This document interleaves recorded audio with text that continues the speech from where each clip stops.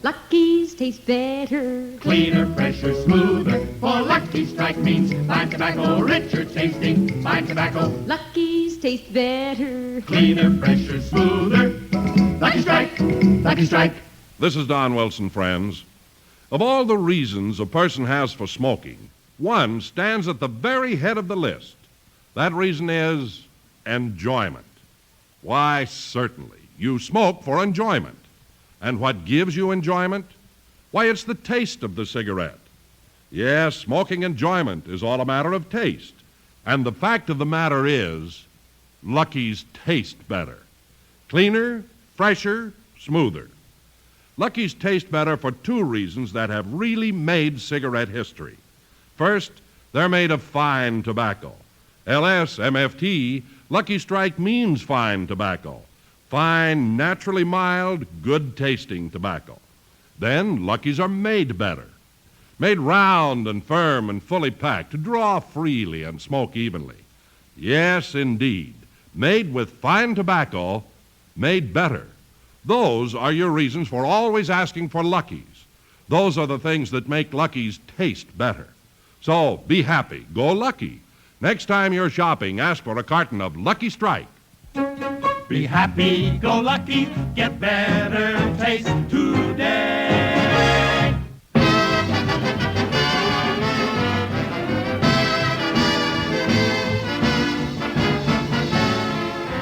The Lucky Strike program starring Jack Benny with Mary Livingstone, Rochester, Dennis Day, Bob Crosby, and yours truly, Don Wilson.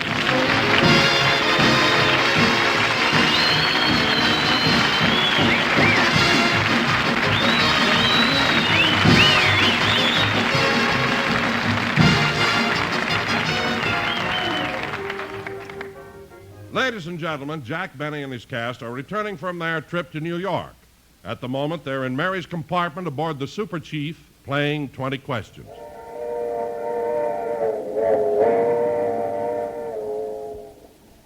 Now, let's see, Mary. We've used up 16 questions, and we found that you're thinking of something that's animal. He's very famous in show business and is over 6 feet tall. That's right. Oh, I know, Jimmy Stewart. No. Gary Cooper. Yep. Well, we guessed that one. Now, let's see. It's your turn, Dennis. Okay, I got a good one. Is it animal, mineral, or vegetable? It's animal, I think. You think? Yeah, is a bird considered an animal? Certainly. Hey, Mary, this silly kid just gave himself away. Watch this. Tell me, Dennis, is it a bird? Uh-huh. You see, Mary? You see? Yeah. Dennis, is this bird extinct? No. Is this bird found in America? Yes. A sparrow? No. Robin? No. Wait a minute, Dennis. Is this a very large bird? Uh-huh. An eagle? No. A buzzard? No. Look, Dennis. Wait a minute, Don. Wait a minute, Don. Hold it. I think I've got it. Dennis, does this bird go to Capistrano quite frequently? Yes. It's a swallow. No.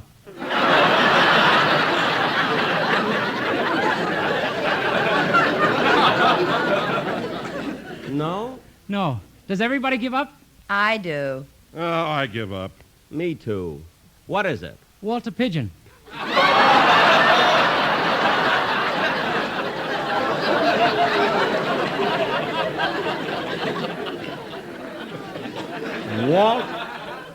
Walter Pigeon?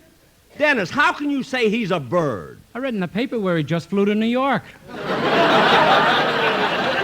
right, Dennis, you thought he was a bird because his name is Pigeon and he just flew to New York. But how can you say that he frequently goes to Capistrano? His mother lives there. Dennis, that's the silliest thing I ever heard. Jack, it's your turn now. I know, and I've got a good one. You'll never guess this one. Go ahead, all you smart guys. Start guessing. Okay, Jack. Is it animal, mineral, or vegetable?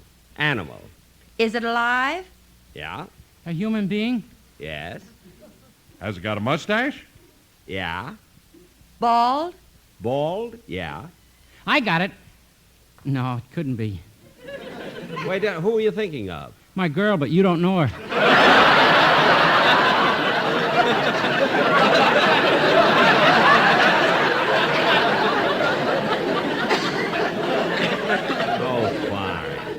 Now, come on, kids. Put on your thinking cap. Let's see. He's a man with a mustache. Is he in show business? Yes? Does he make pictures? Yeah? One of his pictures currently showing? Uh-huh. I know. He's Herman Quigley, the assistant cameraman on the Humphrey Bogart's new picture, Beat the Devil. Gee, that's right. But how in the world did you ever guess Herman Quigley? It was obvious. What do you mean, obvious? Yeah, just before you went to New York, you ran into him at the Brown Derby. He'd forgotten his wallet. You loaned him $1.50, and he's been on your mind ever since.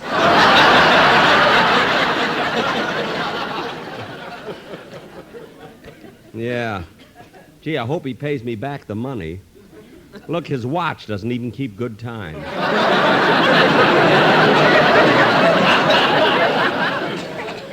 It's your turn, Don. Oh, you better skip me for a few minutes. I want to go back to my compartment and see if the porter took all the dishes out. Don, why is it whenever we're on a train, you never eat in the diner? You always have your meal served in your compartment. My wife makes me do that. Why? She doesn't want people to see what a pig I am.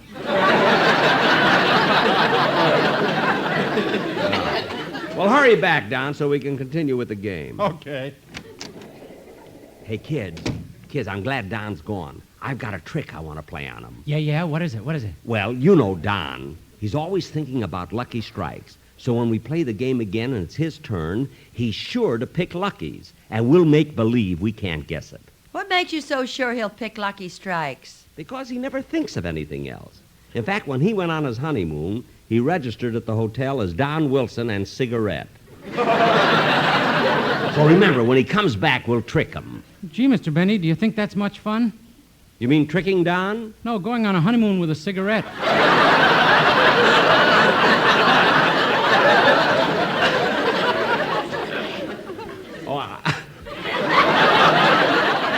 Oh, keep quiet. Hey, that's him. Now, don't forget, kids. Come in. Oh, it's Bob Crosby. Hiya, Jack. Hello, Denny. Hello, Mary. Say, Bob, where have you been keeping yourself? Oh, I've been in the lounge with Bagby, Fletcher, and some of the other boys in the band. We're playing a game called Two Questions. No, Bob, you mean 20 questions. No, 2 questions. Ginger ale or straight? Well, that I should have known. I haven't seen Bagby since he fell off at Kansas City. Coming or going? Oh, he fell off going, too? Well, at least Bagby got back on. Remley missed the train entirely in Chicago. Well, you can blame that on Jack's program. Blame it on my program. Yeah, they keep singing Be Happy-Go-Lucky, and Remley overdoes it. Well, look, Bob, whether he overdoes it or not, as soon as we arrive in Los Angeles, we're going right to the studio for rehearsal. And if he isn't there, I'm going to dock him 2 weeks' salary. Oh, you can't scare Rem with that kind of stuff. You know, he comes from a very wealthy family. Remley, I didn't know that. Why, certainly. His father made a fortune growing sweet potatoes. Sweet potatoes. He's got the biggest yam plantation in Texas. Ooh, what he said. He said yam! Oh.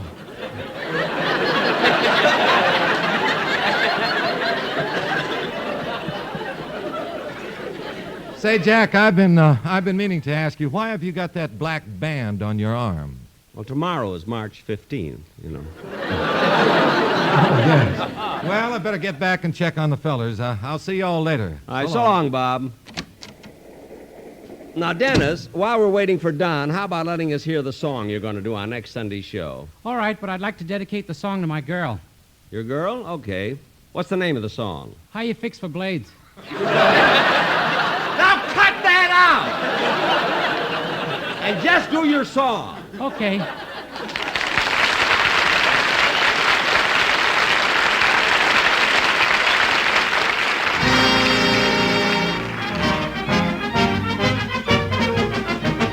An Irishman will steal your heart away. He'll bedevil you and beguile you with his hullabaloo belay.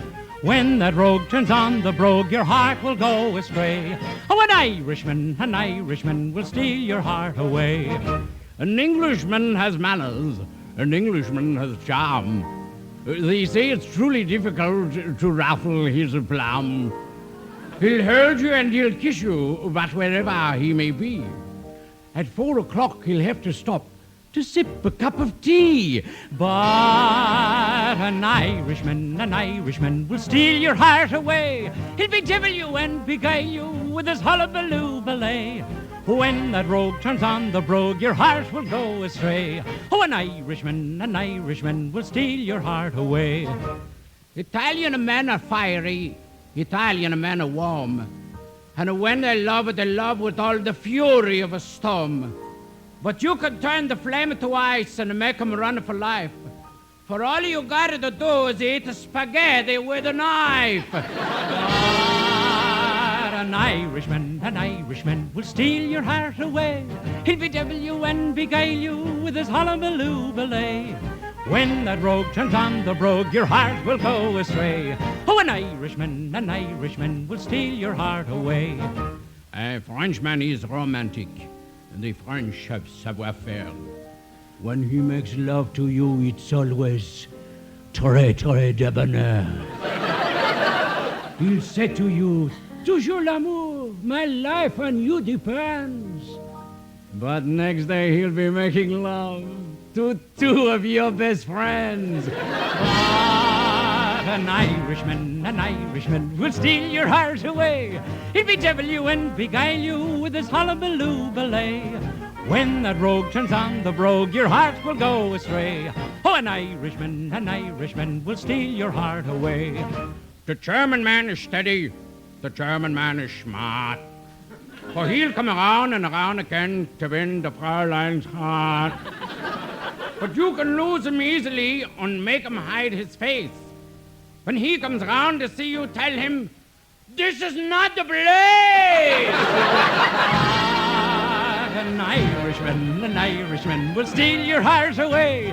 He'll bedevil you and beguile you with his hullabaloo ballet. When that rogue turns on the brogue, your heart will go astray. Oh, an Irishman will steal your heart away.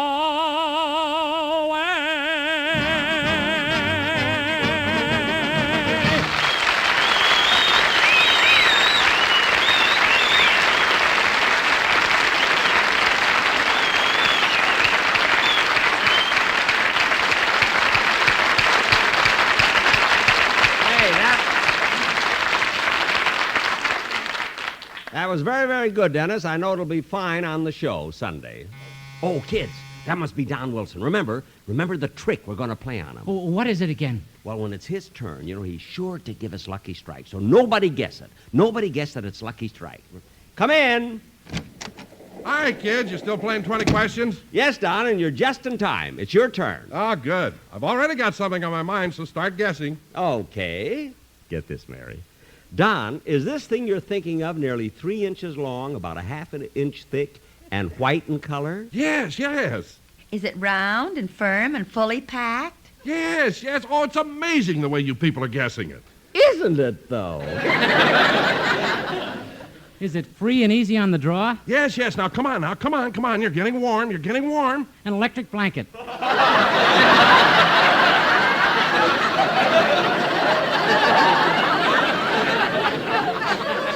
No. Gee, I thought it was an electric blanket, too. Didn't you, Mary? Yeah. Well, look, Don, is this thing you're thinking about associated with the letters LSMFT? Yes, that's it, yes. Now, let's see. Gee, this is too hard. I give up. I do, too. Me too. Oh, for heaven's sakes, kids, how can you possibly give up when you're so close? Why, when you guessed it was almost 3 inches long, white in color, I was sure you knew what it was. Well, we don't, Don, do we, Mary? Come on, tell us. What is it? Oh, all right.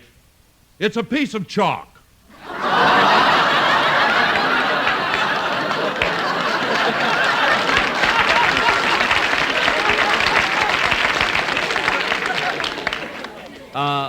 A piece of chalk? Don Wilson, you were thinking of a Lucky Strike and you know it. No, I wasn't, Jack. Now, wait a minute. I'll admit that chalk is white and can be 3 inches long. I'll also admit that it's round and firm and fully packed. But how in the name of Dorothy Collins are the letters LSMFT associated with a piece of chalk? But they are, Jack. LSMFT stands for Leibowitz, Sanders, McIntyre, Finley, and Teitelbaum, the biggest chalk manufacturers in the world.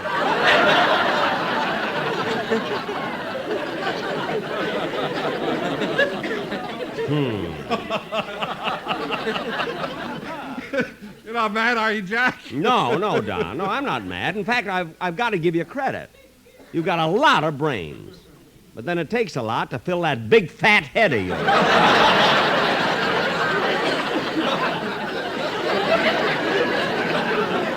Chalk maker. Oh, come on, let's get on with the game. Whose turn is it now? Nobody's. I'm not playing anymore. I'm going to the club car and read for a while. See you later. Largest chalk manufacturers in the world. Don just made that up.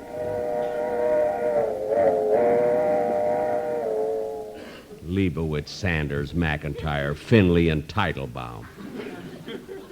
That's almost as far-fetched as Batten, Barton, Durston, and little old Osborne. Oh, well. Be happy, go lucky, be happy, go lucky. Lucky strike today. Hey, we'll be in Albuquerque soon. Gee, that'll be $126 worth of my ticket used up.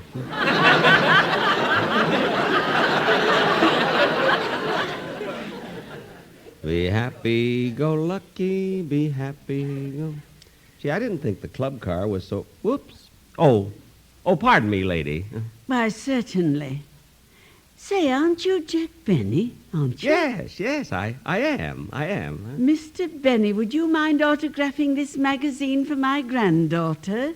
Your granddaughter? I'll be glad to. There you are. Are you going to Los Angeles? Yes, I'm going to visit my son in Beverly Hills. Perhaps you know him. He's a competitor of yours. Oh, is he a comedian?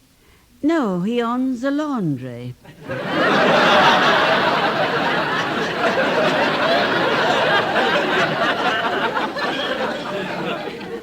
Oh.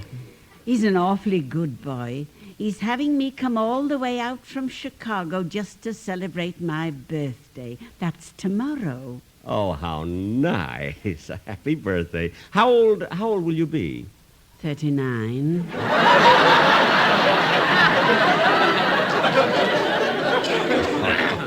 Oh, you're teasing me, huh? Yes, I am. I'm really 72. Well, then why do you tell people you're 39? It gets laughs. Oh, I see. Well, goodbye, and thanks for the autograph. You're welcome. Goodbye. That's my fountain pen. Oh, I'm sorry. I'm terribly sorry. Here you are. Sorry. Gee, for an old lady, she's got eyes like a hawk.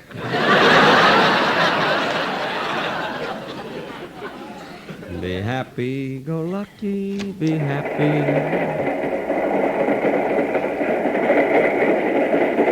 Lucky strike today.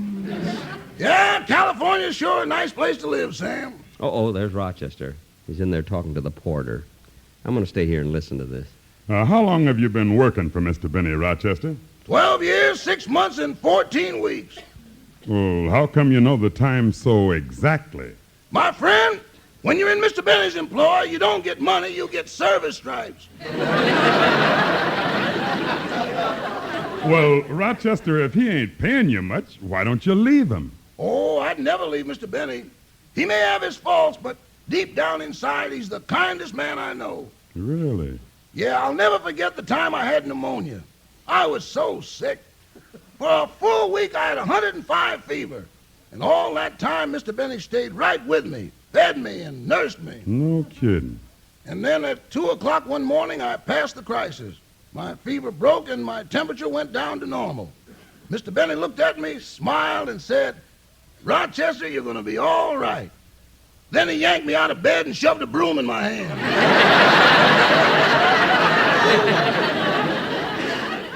You know, Rochester, this isn't the first time Mr. Benny's been on one of my cars. I've made the trip with him cross-country several times. Man, it's murder. I know. Oh, I don't mind the fact that he don't tip much, but whenever he's aboard, the train's always 15 or 20 minutes late. Now, a couple of years ago, he insisted that the train make an unscheduled stop at Newton, Kansas. Then once he made a stop for half an hour at Gallup, New Mexico. Once he set the super chief back a whole hour when he got off at Trinidad, Colorado.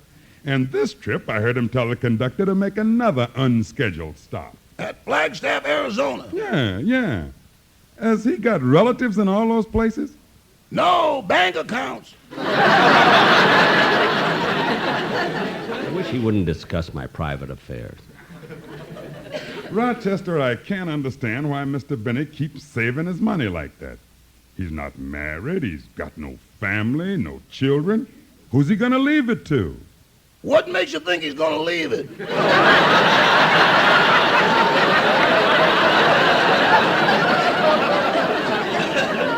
Rochester! Huh? Oh, hello, boy. Oh, yes. Rochester, I heard what you were saying. And if you don't behave yourself, you're not going to get that new gold stripe this year. I'll be up in the club car in case you want to see me. Yes, sir.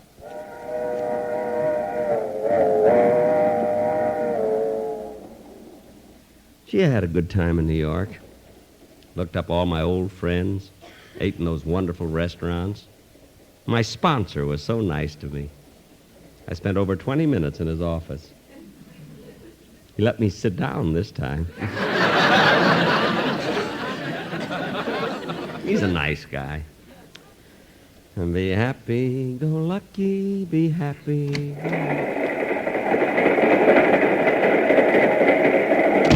Lucky strike today. Oh, look at that cute little boy. Hello, little boy. Hello, mister. What's your name? My name is... Say, aren't you Jack Benny? Why, yes, I am. I recognized you from your television show. Really? Uh-huh. I saw that one with Liberace, and it was great when you played your violin.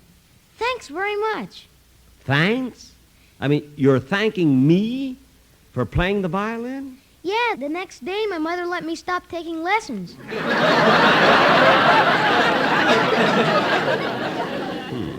Well, goodbye, little boy. Goodbye, Mr. Benny, and thanks again. You're welcome, you're welcome.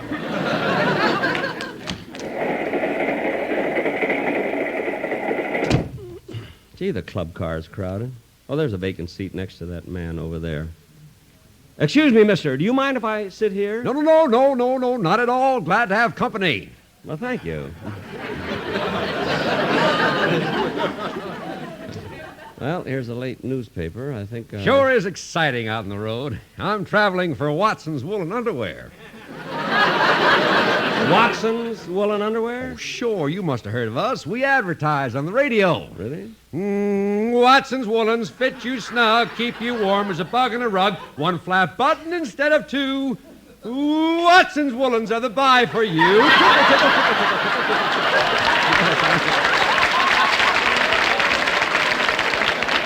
Oh, yes,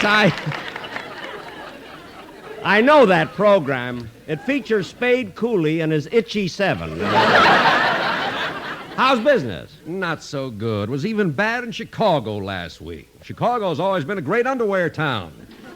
Windy City, you know. I know what you mean. Oh, are you in underwear, too? Not today. It's a little warm.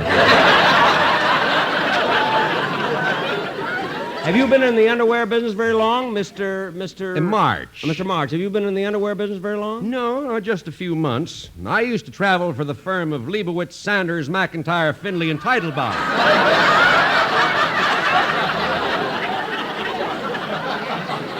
Oh, yes, the chalk manufacturer. Hey, you've been around. Oh, I've traveled quite a bit. Well, so long, Mr. March. So long. Enjoyed talking to you, and don't forget... Watson's Woolens fit you snug, keep you warm as a bug in a rug. I won't forget. One flat button instead of two. Watson's Woolens are the buy for you. Tickle, tickle, tickle, tickle, tickle.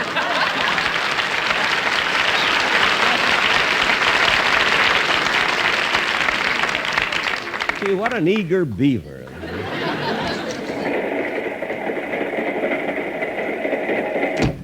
Well, I think I'll go to bed. We arrived in Los Angeles so early. Yeah, no doubt about it. You sure have an interesting job, Sam. Rochester's still talking to that porter. Yeah, you're right, Rochester. I've been across the continent over 100 times. Gosh, you must know every inch of it. Yeah, and America's an amazing country. It has Harlem on the East Coast, Central Avenue on the West Coast, and all that waste in between.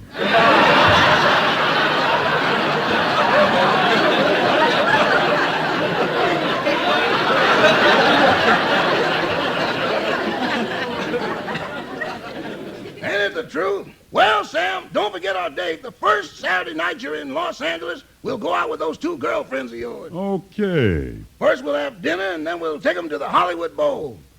But, Rochester, this time of the year, there's nothing going on at the Hollywood Bowl. We'll change that. Oh, Rochester. Huh? Oh, yes, boss. I'm going to bed. Make sure that my luggage is all ready when I get off tomorrow. I will. Good night, boss. Good night. Oh, Mr. Benny. Yeah? Are you going to get off at Los Angeles or Pasadena? Pasadena. I always get a bigger reception there. Good night. Good night.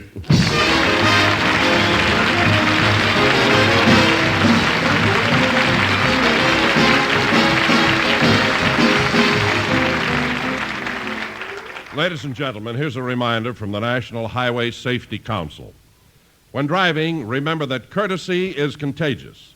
The careful driver always considers the careless driver. The golden rule applies to driving, too. Drive as you would have the other fellow drive. And please remember, when you're in your car, be a wise driver, not a wise guy. Thank you. Jack will be back in just a minute. But first, do you remember the winner of last year's $25,000 Tam O'Shanter golf tournament, Lou Worsham? Here he is to get a word in wedge-wise. Hello, folks. The club that I have in my hand is a double-service wedge. You'll remember that I made one of the most lucrative shots that I have ever made with this club. During the Tam O'Shanter tournament, I used this club at the last hole from 115 or 20 yards away and made one of the luckiest shots of my whole life. Other golfers might have chosen an 8 or a 9 iron to play this shot. To me, the wedge has been one of my favorites. On that day, that was a lucky choice. And when it comes to cigarettes, my choice, Lucky's. They taste better. Lou Worsham is right. Smoking enjoyment is all a matter of taste. And the fact of the matter is, Lucky's taste better. Because Lucky Strike means fine tobacco, and Lucky's are made better. So be happy, go Lucky. Ask for a carton of Lucky Strike. Lucky's taste better. Cleaner, fresher, smoother. Lucky Strike, Lucky Strike.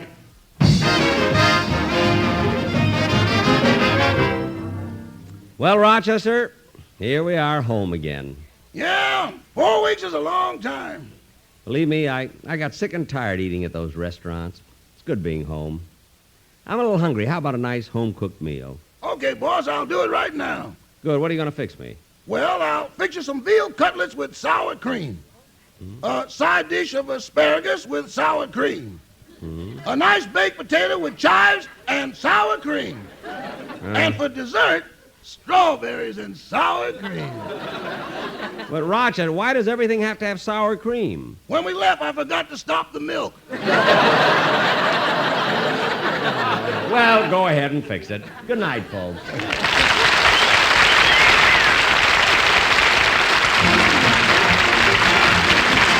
The Jack Benny program is written by Sam Perrin, Milt Josephsberg, George Balzer, John Tackerberry, Al Gordon, Hal Goldman, and produced and transcribed by Hilliard Marks.